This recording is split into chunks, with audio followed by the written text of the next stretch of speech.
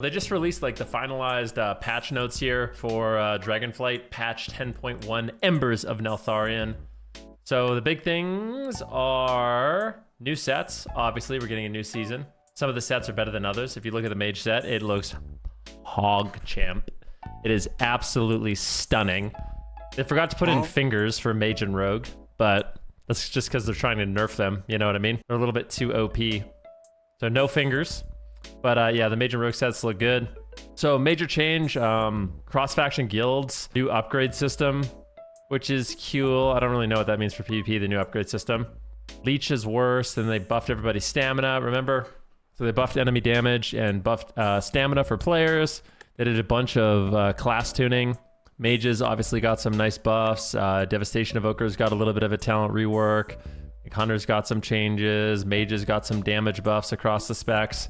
Nothing really crazy changes for mage, just yeah, some big, not big, but like some decent damage. I think fire stonks are going to be up a little bit. Arcane stonks up a bit. Frost, I think, will still be really, really solid. Maybe Comet Storm will be worth picking up, dropping and putting a talent in there.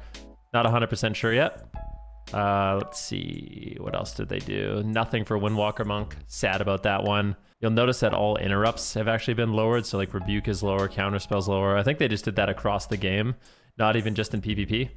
We can keep going. I know Shadow Priest got a rework. Shaman looks like they got decent changes. We could scroll down, scroll down, scroll down to what we care about the most, which is PvP. So PvP, the biggest changes are Critical Strike is now going to be 150% of base damage.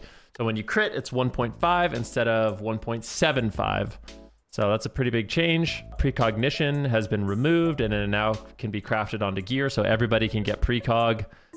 Which is happy for casters and healers. Orc hardiness got reduced by 50%. So because them nerfing stun durations, well, a lot of the stuns, I think they didn't want Orc to just be completely broken. So they nerfed it a little bit. I still think Orc's going to be really solid, by the way. They made it so Honor and Conquest rewards through different rated content has been redistributed for better balance of acquisition. So I think they actually buffed the rewards of 3s. New Scale Warden gear and new consumables are available. So now, guys, instead of farming for these things, these concentrated primal focuses that give us these, that just randomly drop, Blizzard's solution, which I think is a good solution, is you can just buy them.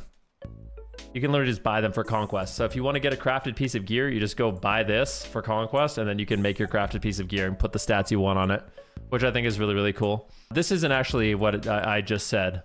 So what I just said is in the game, but what we just read and highlighted is not that. This is just the world PvP gear, sorry. They changed the 2 set, so it no longer reduces crowd control. And they made it so Gladiator's Distinction increases your primary stat by 25%. So instead of it being like a flat number, like it used to be, with like, oh, it increases your intellect by 300, it's not that anymore. Now it gives you a shit ton of primary stat. And I think they did that mostly because they didn't want the game to slow down too much from the crit nerfs. So consistent damage, I think, is going to be through the roof. And burst damage is actually really high, too. So believe it or not, even with the crit change, with this change right here, people's health still spikes. Like, pretty crazy. So I don't know. We'll see.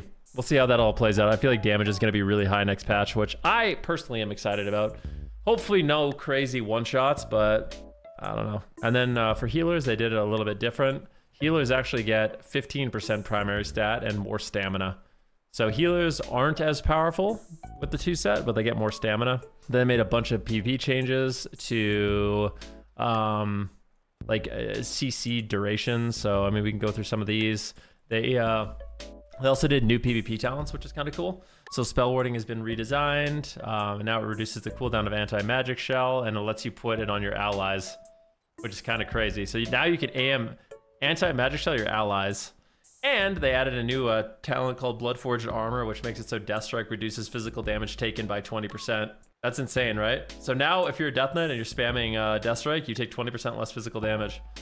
And then they got some new PvP talents. So Unholy Death Knights get to reanimate a corpse. They get zombies back. Zombies have been buffed. The zombie summoned by reanimation is no longer targetable or killable, so unkillable zombies chasing you. A bunch of changes here for Demon Hunter, a new PvP talent. Blood Moon has been slightly redesigned. Consume Magic now affects all enemies within 8 yards and generates a lesser soul fragment. Each effect consumed has a 5% chance to upgrade to a greater soul. Okay.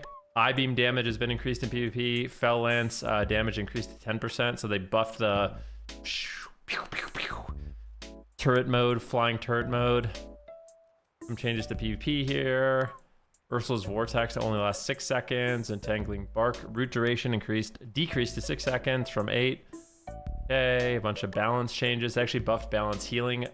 Master Shapeshifter is actually really cool. Master Shapeshifter for Resto Druid, I think, is the best. So Master Shapeshifter has been redesigned for Resto.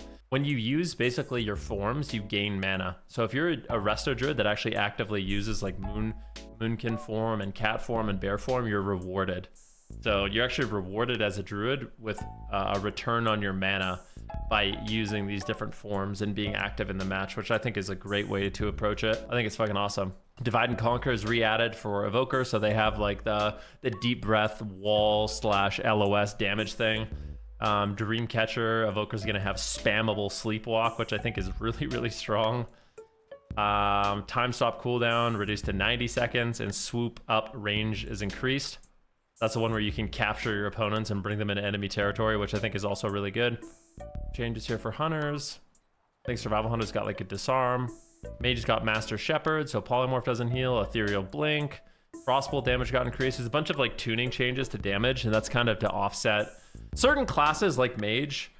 As an example, they rely on crits a lot. Like Frost Mage, all your damage is crits, right? So when they nerf crit damage, you're just really gutting the damage of the spec. So they buffed that a lot. They nerfed Mass Invisibility a little bit. Well, they made some changes to it. I think it's an overall nerf. Fire got some new talents. World in Flames got changed. Flame Cannon got changed. Glass Cannon is insane now. Frost Bomb is pretty good now for Frost Mages. They nerfed Leg Sweep. They nerfed Grapple. I can't believe that they did this. When I read this, I was actually annoyed. I don't know. So they actually buffed Perpetual Paralysis. Perpetual Paralysis was the worst PvP talent in the entire game, bar none. And it's still the worst PvP talent in the change. They just like slightly buffed it. It is so bad. It's so bad. I don't know. I don't get why they kept it. I think it was the easiest snip ever, but made some changes to Brewmaster, some changes to Mistweaver. This new PvP talent I think is one of the coolest. New PvP talent, Zen Spheres, places a sphere of hope or despair on a friendly or enemy target.